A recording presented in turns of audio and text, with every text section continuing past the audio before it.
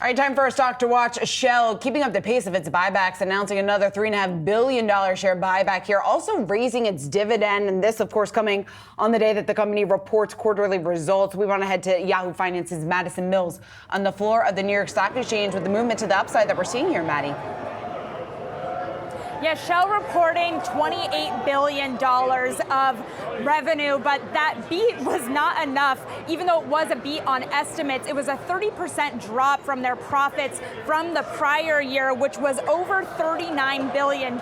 So what's interesting to me about this stock is that it continues to follow this trend that we've been seeing, where when you've had these incredible growth years, think about an NVIDIA, think about Apple a couple of years ago, it's hard to continue that growth moving forward. But having said that, the CEO said, look, we still had a good year and we're expecting to have more growth ahead, but we know we got to do more to keep that growth up. A positive indication here, exactly like you mentioned, Shauna, increasing their share buyback program to the tune of $3.5 billion.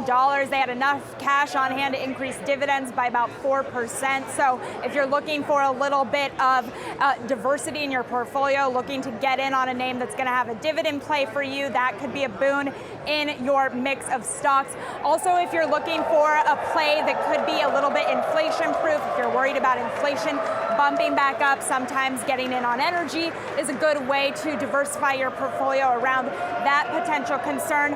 Also, SHEL really upping the bar for Chevron and Exxon. Those earnings are going to be coming out tomorrow. So interesting to see whether or not those names are able to stick to the positive picture that SHEL was able to paint in their earnings. That stock is up a little over 2% in the futures this morning.